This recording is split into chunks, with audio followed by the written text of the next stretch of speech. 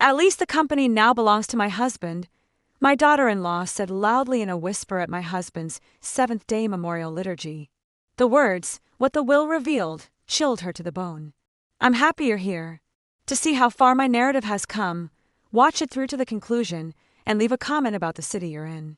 The smell of flowers filled the church. Too many lilies. Trying to concentrate on Father Mitchell's remarks on George's life and our 40 years of marriage, I sat in the front pew with my hands clasped firmly in my lap. But that whisper was all I could hear. At least my spouse now owns the business. During my husband's funeral ceremony, Nicole casually said something to her sister that cut me like a knife. Despite my internal disintegration, I maintained a dignified expression of mourning on my face and kept my eyes forward. They were already splitting up George's inheritance after he had been gone for precisely 7 days. I cast a sidelong glance at James, my son, who had his arms securely encircling Nicole's shoulders. Did he hear her words? Was he as eager as she to take over George's building business?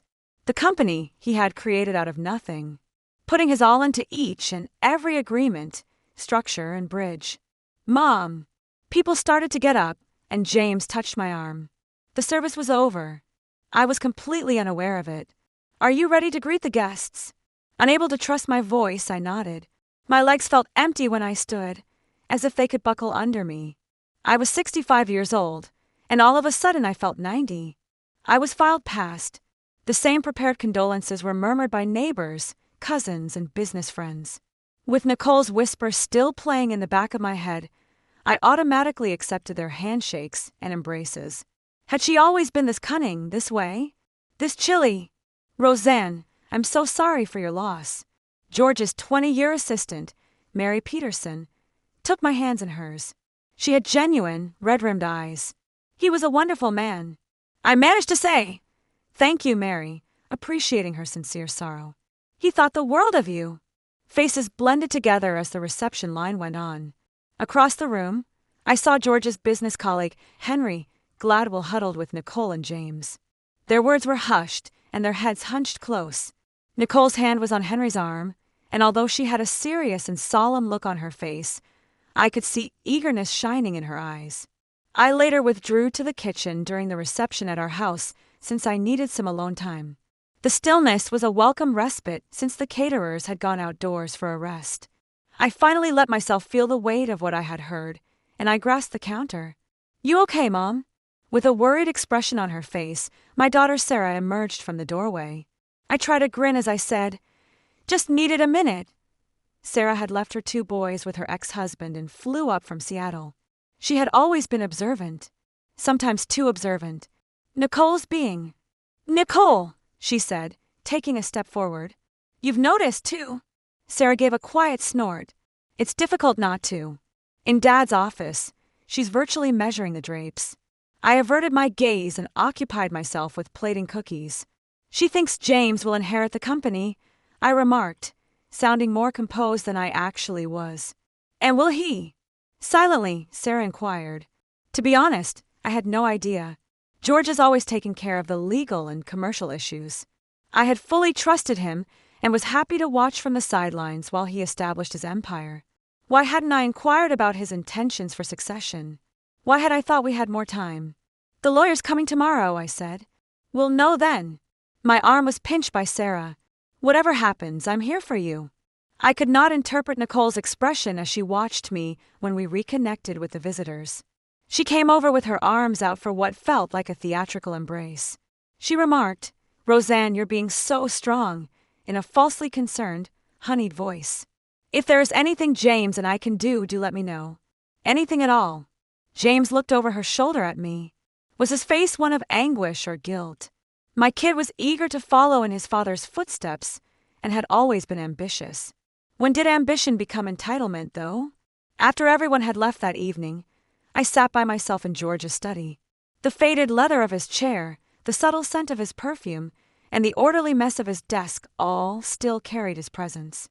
I scanned his calendar with my fingertips, up to the week of his passing. Each day was packed with plans, appointments, and a future he would never see. Tomorrow, the truth would be revealed. Tomorrow, I would discover if George had seen Nicole for who she truly was. if he had recognized the hunger in our son's eyes. I picked up the photograph on his desk. The two of us on our 40th anniversary, his arm around my waist, both of us laughing. What would you do, George? What would you tell me now? For the first time since his death, I allowed myself to cry. Truly cry. The sobs racking my body as the weight of both grief and betrayal crashed over me. I cried for the loss of my husband, for the coldness of my daughter-in-law, for the uncertainty that stretched before me. I cried until there were no tears left, until exhaustion settled into my bones. Then, wiping my eyes, I straightened my shoulders and looked again at George's face in the photograph. Something inside me hardened, a small kernel of determination taking root. Tomorrow would bring truth, and with truth would come decisions I never thought I'd have to make. The next morning dawned gray and drizzly, matching my mood perfectly. I dressed carefully in a navy suit that George had always liked, drawing strength from the familiar fabric. By 10 o'clock, everyone had gathered in Richard Whitman's office, our longtime family lawyer, a man who had been George's friend for 30 years. Nicole arrived wearing black, elegant as always, her hand firmly clasped around James's. Sarah sat beside me, her quiet presence a comfort. George's brother Edward had flown in from Phoenix, his weathered face solemn. "Thank you all for coming," Richard began, adjusting his glasses. "As you know, we're here to discuss the last will and testament of George William Stanford." I fixed my eyes on a point above Richard's head, a small watercolor of a sailing boat that looked like it had hung there since the 1980s. I couldn't bear to see the anticipation in Nicole's eyes. Richard cleared his throat and began reading. The formalities washed over me, legal jargon that meant little. Then, to my beloved wife, Roseanne Elizabeth Stanford, I leave all shares and controlling interest in Stanford Construction, along with all assets, properties, and holdings contained therein. The silence that followed was absolute. I felt Sarah stiffen beside me, her hand finding mine and squeezing hard. I couldn't process the words, couldn't make sense of them. There must be a mistake. James's voice broke through the silence, strangled and high. "Dad always said I would take over the company." Richard looked at him over his glasses. "There is no mistake, James. Your father was very clear about his wishes." I finally dared to look at Nicole. Her face had drained of color, her perfectly manicured nails digging into the leather armrest of her chair. When she noticed my gaze, her expression shifted, a forced smile appearing. "Roseanne, I'm sure this is overwhelming for you," she said, her voice syrupy. "Perhaps we should discuss how best to handle this transition. James has been preparing to take over for years." Richard cleared his throat again. "There's more. George left specific instructions and several private letters to be opened today." He handed me a sealed envelope with my name written in George's familiar scroll. My hands trembled as I broke the seal. "My dearest Rosie, if you're reading this, then I've left you far too soon. I'm sorry for that.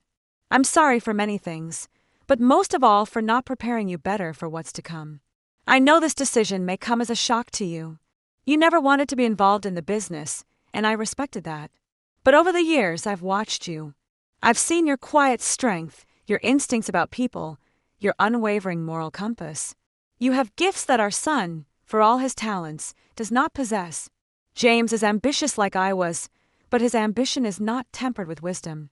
And Nicole, I've seen how she looks at what we've built, not with pride or respect, but with hunger. 3 months ago, I discovered something troubling. Funds have been diverted from company accounts. Small amounts at first, then larger sums. The trail leads to James and Nicole. They've been preparing for a takeover, Rosie. Even before my diagnosis, I've included all the documentation with Richard. The choice of what to do with this information is yours. I trust you to make the right decision. You are stronger than you know, more capable than you believe. The company is yours now. Let it with the same grace and integrity with which you've led our family. All my love, always, George. I folded the letter carefully, my mind reeling. George had known. He had seen through Nicole's charming facade, recognized our son's weaknesses. The knowledge was both vindicating and devastating. "There are additional documents," Richard said quietly, sliding a folder toward me. "Financial records, account statements, emails. George left strict instructions that these were to be reviewed privately with you." "What other documents?" James demanded, His face flushed. We have a right to know. The condescension in her voice ignited something in me, a slow-burning flame of indignation. Thank you for your concern, Nicole, I said, surprised by the steadiness of my voice. But I think I'd like to take some time to consider all my options. Sarah's lips twitched with the hint of a smile. Edward cleared his throat. George knew what he was doing, he said, his gruff voice breaking the tension. Always did. James stood abruptly. This is ridiculous. Dad was sick. He wasn't thinking clearly. James, Richard's voice carried a warning. Your father was of sound mind when he made these decisions. I can assure you of that. Nicole tugged at James's sleeve. Let's go, she murmured. We'll discuss this at home. As they turned to leave, Nicole paused by my chair, leaning down as if to embrace me. This isn't over, she whispered, her breath hot against my ear. You have no idea what you're doing. When the door closed behind them, I let out a breath I hadn't realized I was holding. Sarah's arm came around my shoulders. Mom, are you okay? I looked down at George's letter, then at the folder containing evidence of my son's betrayal. My heart felt like it was being torn in two. I don't know, I answered honestly. But I think I need to find out exactly what James and Nicole have been up to. Richard nodded grimly. George was very thorough in his investigation. You should prepare yourself, Roseanne. What you're about to learn won't be easy to hear. As I reached for the folder, I felt a strange calm settling over me. George had trusted me with this. He believed I was strong enough to handle it, to make the right decisions. For the first time in 40 years, I was on my own. But perhaps I wasn't as unprepared as I'd thought. The manila folder sat on my kitchen table for 3 days before I found the courage to open it. Sarah had returned to Seattle, promising to come back soon. The house felt cavernous without George, every room haunted by memories. But the silence gave me time to think, to process, to plan. When I finally opened the folder, the contents stole my breath. Bank statements, transfer records, emails between James and Nicole, dating back nearly 2 years. They had siphoned off nearly $300,000 from the company accounts, disguising the transactions as vendor payments and consultant fees. One email exchange made my hands shake with anger. Dad's asking questions about the Carson project expenses. Distract him. Tell him something about permits. He never checks those details. Hey, what if he finds out? And he won't. And soon it won't matter anyway. They had known about George's cancer, had counted on his illness to distract him, had calculated his death into their plans. I closed the folder, walked calmly to the bathroom, and vomited until there was nothing left but bitter bile. My own son. My own son had betrayed not just the company, but his dying father. That night, I made a decision. I called Catherine Jiao, a business consultant who had worked with George occasionally. We arranged to meet the following day. Mrs. Stanford, Catherine greeted me, her handshake firm and confident. I was sorry to hear about George. He was a good man. Thank you, I said. And please call me Roseanne. Catherine was in her early 50s, her black hair streaked with silver, her dark eyes shrewd but kind. She listened without interruption as I explained the situation. The will, the evidence of James and Nicole's betrayal, my complete inexperience in running a construction company. So, you're planning to sell? She asked when I finished. I don't know, I admitted. Part of me wants to wash my hands of all of it. But George trusted me with this. He believed I could do it. Catherine studied me, her expression thoughtful. George and I spoke often about the company. He mentioned you more than you might think. I blinked in surprise. Me? He said you had an instinct for people, that you could spot a dishonest contractor from a mile away. She smiled slightly. He also said you kept the books for his first 3 projects back, when Stanford Construction was just him and a pickup truck. I hadn't thought about those early days in years, sitting at our tiny kitchen table, calculator in hand, checking George's math, suggesting ways to trim costs without sacrificing quality. That was a lifetime ago, I said softly. Maybe, she said. But those skills don't disappear. Catherine leaned forward. What if, instead of selling, you learned you have time? The company runs itself day to day. You could observe, ask questions, slowly take the reins. For the first time since George's death, I felt a flicker of something like hope. What about James? Catherine's expression turned serious. That's a separate issue. The evidence you have? That's embezzlement, Roseanne. It's criminal. I nodded, my chest tight. My son could go to jail. My grandchildren would grow up with their father behind bars. I need time, I said, to figure out what to do about James, but I want to learn about the company. Catherine nodded. We start tomorrow.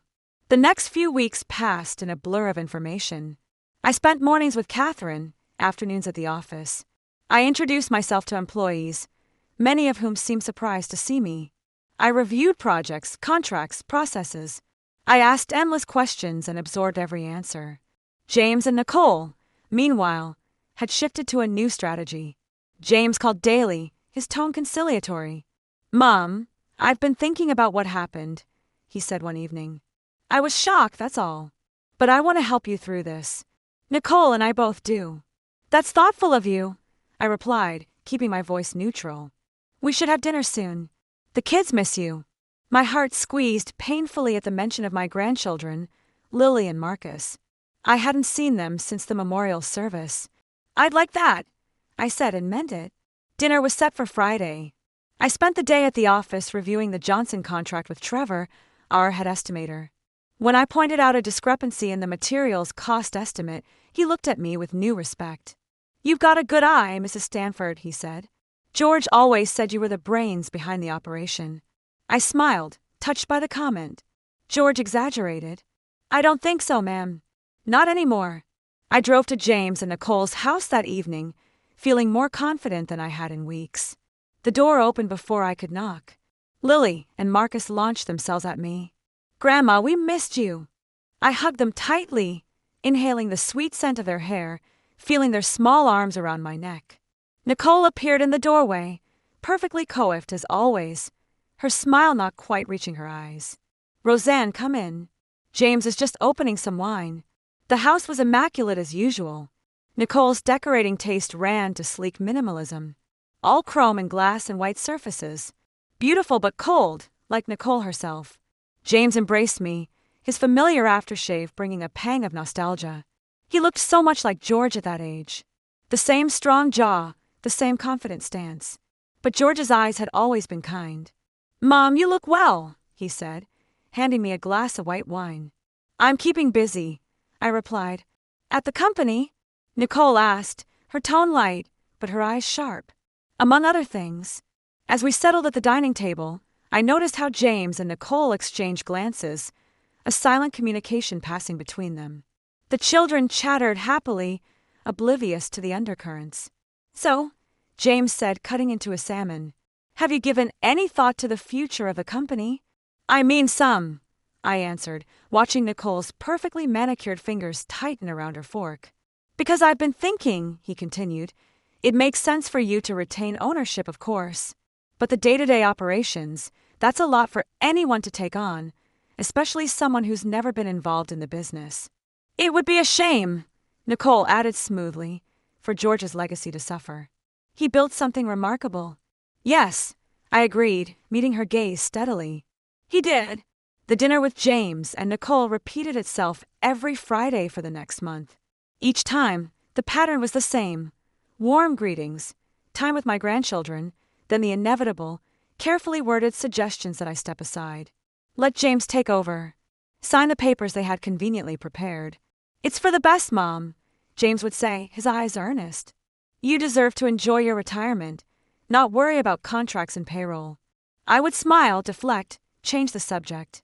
Each week, I watched Nicole's polite mask slip a little further, frustration seeping through the cracks. Meanwhile, I continued my education. Catherine was a patient teacher, helping me understand not just the business, but the industry. I spent more time at the office, getting to know the employees, reviewing past projects. To my surprise, I found I had a knack for it, for spotting inefficiencies, for asking the right questions, for connecting with clients. "You're a natural," Catherine told me one afternoon as we reviewed quarterly projections. "George was right about you." The compliment warmed me, but I was under no illusions. James and Nicole were growing desperate. The polite requests would not continue indefinitely. My suspicions were confirmed when I received a call from Dr. Myers, our family physician. "Roseanne," he said, his voice concerned. "James came to see me yesterday. He's worried about you." I gripped the phone tighter. Is that so? He thinks you might be suffering from depression, possibly the early stages of dementia. He asked me to recommend a geriatric specialist for an evaluation. Cold anger spread through my chest. And what did you tell him? That I've seen no signs of cognitive decline in you whatsoever. But he was quite insistent. After thanking Dr. Myers, I sat at my kitchen table, hands shaking with fury. So this was their new strategy. Declare me incompetent. Take control of the company that way. That evening, I received a text from Nicole. Roseanne, James and I are concerned about you. We've noticed some changes in your behavior. We've made an appointment with a specialist for next Tuesday. James will pick you up at 10 o'clock. I didn't respond. Instead, I called Richard Whitman. They're trying to have me declared incompetent, I told him, my voice steadier than I felt. Richard sighed heavily. I was afraid of this. George worried they might try something like this if things didn't go their way. What can I do? Document everything. Every conversation, every text. And Roseanne, his voice grew more serious, be careful about what you eat or drink at their house. My blood ran cold. You don't think they would? Probably not, he cut in. But sedatives could make you appear confused, disoriented. It would support their claim. That night, I couldn't sleep. The thought that my own son might drug me, might try to strip me of my dignity and autonomy, was almost too painful to bear. But beneath the pain, something else was growing. A fierce, protective anger. Not just for myself, but for George's legacy, for the company he had built, for the employees who depended on it. The next morning, I made a decision. I would confront them, but on my terms, not theirs. I arranged a family dinner at my house for Sunday evening. I invited Sarah, who flew in from Seattle, and Edward, who agreed to drive up from Phoenix. I even called Nicole's parents, whom I had always liked, despite their daughter's coldness. When everyone had arrived, seated around the dining table George and I had bought for our 10th anniversary, I took a deep breath and stood. Thank you all for coming, I began. I know some of you traveled far to be here. James shifted uncomfortably in his seat. Nicole's smile was fixed, her eyes darting between me and her parents. I wanted us all together because there are some matters that need to be addressed openly as a family. I met James's gaze directly. Son, would you like to tell everyone about your appointment with Dr. Myers or about the specialist you've scheduled for me on Tuesday? James's face drained. Of color, Sarah gasped softly. Mom, it's not like that, James stammered. We're worried about you, that's all. Worried? I repeated. That I might continue to run the company George left to me? Worried that I might discover more about the funds you and Nicole have been diverting over the past 2 years. The room went deadly silent. Nicole's father, Robert, leaned forward, his expression grave. What funds? He asked. I had prepared for this moment, had copies of the evidence ready. As I distributed them around the table, Nicole stood abruptly. This is ridiculous, she hissed. James, we don't have to sit here and listen to these wild accusations. They're not accusations if I have proof, I replied calmly. Bank statements, emails. George discovered what you were doing before he died. It's why he left the company to me, not to James. Nicole's mother, Ellen, was staring at the documents, her face ashen. Nicole, is this true? Nicole's composure finally shattered. So what if it is? We deserve that money. James has worked for that company for 15 years, and George never appreciated him, never gave him the recognition he deserved. Nicole, James warned, but she was too far gone. She doesn't know anything about running a construction company, Nicole continued, gesturing wildly at me. She's going to run it into the ground. We were trying to save it. By stealing from it. Edward's voice was quiet but cutting. By securing our future, Nicole shot back. James should have been named president years ago. But George always held on to control, always treated James like a child. James grabbed her arm. That's enough, Nicole. But the damage was done. Nicole's parents were staring at their daughter as if seeing her for the first time. Sarah's expression was a mixture of shock and disgust. Edward shook his head slowly. James, I said, my voice gentle despite everything. Why? Your father loved you. He was grooming you to take over eventually. James couldn't meet my eyes. It was taking too long, he muttered. And when Dad got sick, I thought he might sell rather than leave it to me. Nicole thought. We thought. You thought you'd take matters into your own hands. I finished for him. The silence that followed was heavy with unspoken pain and disappointment. Finally, Robert cleared his throat. What happens now, Roseanne? It was the question I had been asking myself for weeks. The evidence in that folder could send my son to prison. It could tear apart our family, even more than it already was. That, I said, looking directly at James and Nicole, depends on what happens next. Are you threatening us? Nicole's voice had turned hard, desperate. No, I replied. I'm offering you a choice. The silence that followed my statement seemed to stretch for an eternity. James stared down at his hands, shoulders slumped. Nicole's face was a mask of defiance, but I could see fear beneath it. What choice? James finally asked, his voice barely above a whisper. I took a deep breath. You can resign from Stanford Construction, both of you. You will repay every cent you've taken with interest. You will never attempt to interfere with the company again. I paused, steeling myself for the most difficult part. In return, I won't press charges. Nicole laughed, the sound brittle and harsh. You wouldn't send your own son to prison. You're bluffing. Nicole, her father warned quietly. I looked at my daughter-in-law. Really looked at her, the perfect makeup, the designer clothes, the carefully maintained facade of superiority. 4 years, I had tried to win her approval, to be the mother-in-law she wanted. Now, I realize how pointless that had been. You're right, Nicole. I don't want to send my son to prison. I turned to James. But I will if I have to. This isn't just about money. It's about trust. It's about the legacy your father built. It's about the people who depend on this company for their livelihoods. So that's it? James asked, his voice bitter. You're just cutting me out after all the years I've given to the company? Sarah, who had been silent until now, leaned forward. James, you stole from Dad while he was dying. What did you expect? James flinched as if she had struck him. I'm not cutting you out entirely, I said. You can stay on as a consultant if you wish. You know the business, the clients, but you will have no access to financial accounts, no decision-making authority. And what about me? Nicole demanded. Your position as marketing director is terminated, effective immediately. Nicole stood so abruptly that her chair toppled backward. This is outrageous. James, we don't have to take this. She can't prove anything. James looked up at her, then at me, his expression torn. I saw the boy he had once been, eager to please, hungry for validation. What had happened to that child? When had he become this man, willing to betray his own father? Mom, he said, his voice breaking slightly. Give me another chance, please. I'll make it right. For a moment, I wavered. This was my son, my firstborn. Despite everything, I loved him.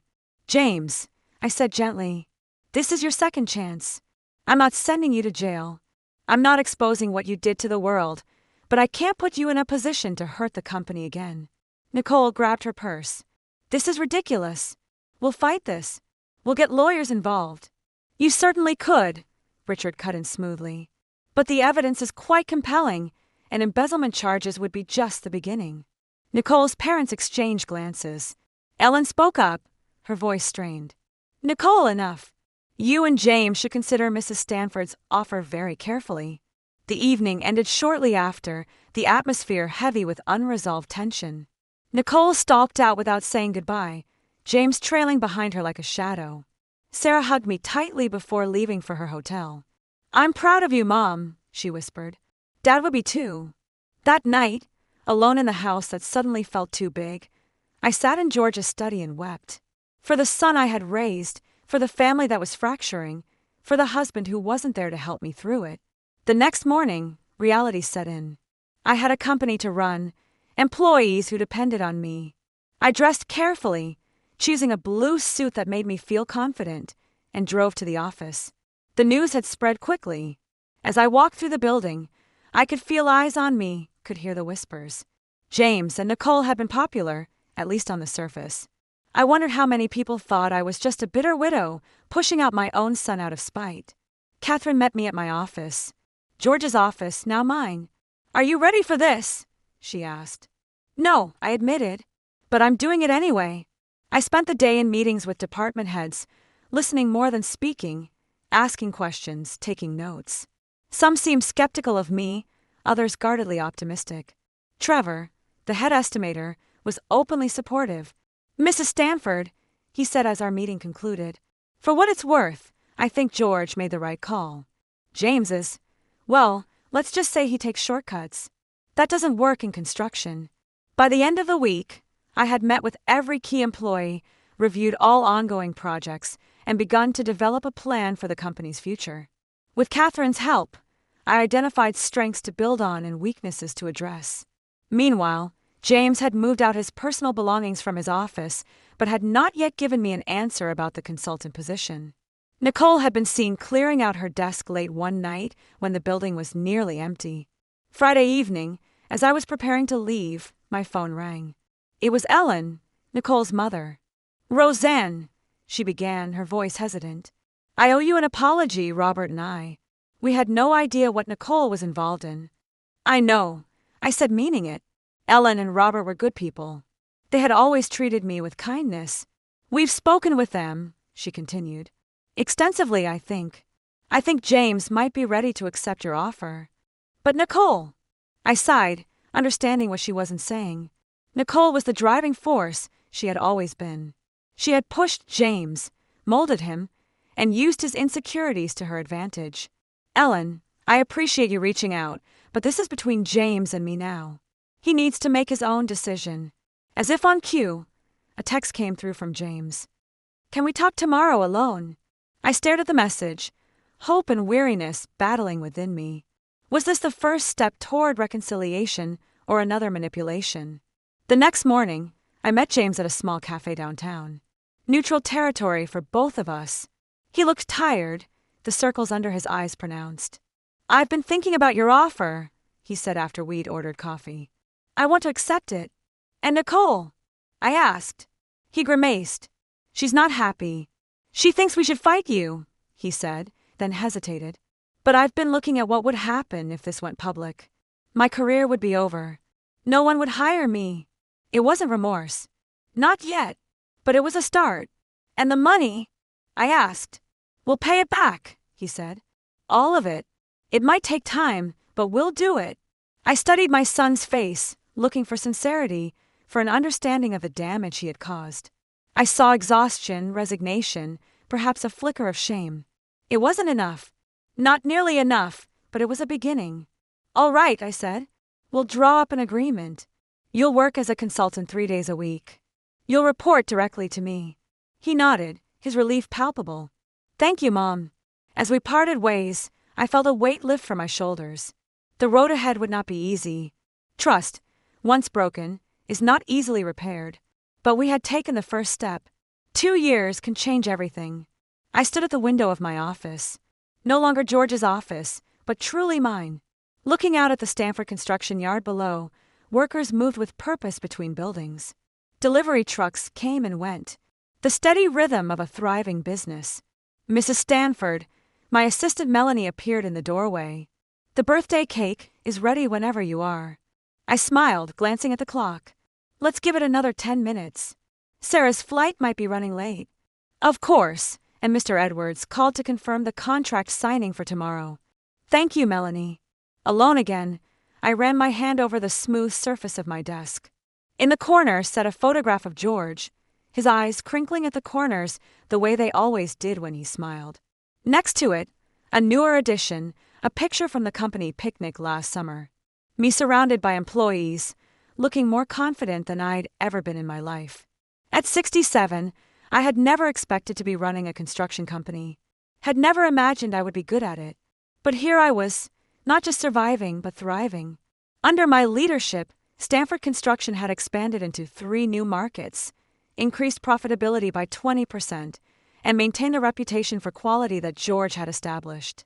The journey hadn't been easy. Those first months were a steep learning curve, filled with mistakes and moments of self-doubt.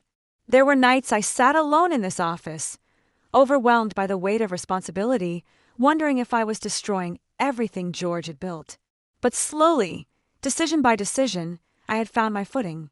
I discovered that my people instincts, as George had called them, were a valuable asset in business. I could read a room, sense when someone was being dishonest, know when to push and when to yield.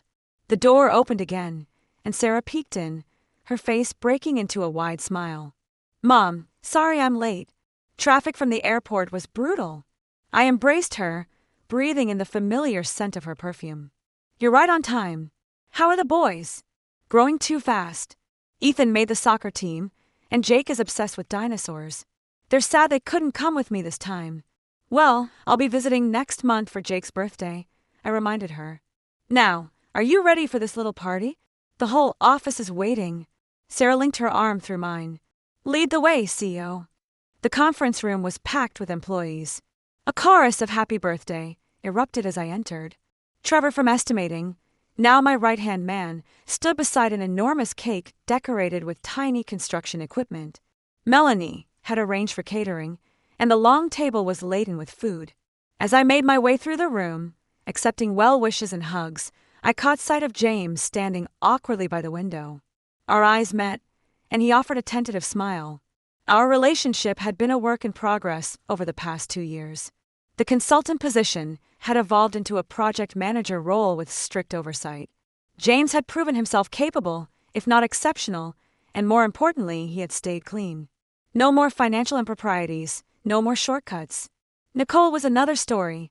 6 months after our confrontation, she had filed for divorce, citing James' failure to stand up for himself as the reason. She had moved to Phoenix, taking the children with her.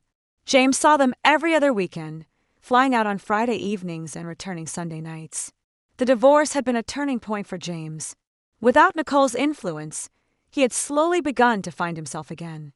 He wasn't the man his father had been, would never be the natural leader George was, but he had other qualities: a keen eye for design, a good rapport with clients. "Happy birthday, Mom," he said, handing me a small wrapped package. I opened it carefully. Inside was a silver picture frame containing a black and white photograph I hadn't seen in years. George and me on the day we broke ground on our first major project. Both of us laughing, covered in dirt from the ceremonial shovel. "I found it when I was going through some old files," James explained. "Thought you might like to have it." "I love it," I said truthfully, touching the image of George's smiling face. "Thank you, James." After cake and speeches, as the party began to wind down, Sarah pulled me aside. "So," she said, her voice low, "have you given any more thought to Richard's suggestion?" Richard Whitman had introduced me to his friend Alan 6 months ago. Alan was a widower, a retired architect who had worked with George occasionally over the years. We had been seeing each other casually: dinners, theater, comfortable companionship. I admitted. Alan asked me to go to Italy with him for 3 weeks in September. Sarah's eyebrows shot up. "And are you going?" "I think I am," I said, surprising myself with the certainty in my voice. "The company can run without me for a few weeks. I've earned a vacation." Sarah hugged me fiercely. "You absolutely have. Dad would want you to be happy, you know."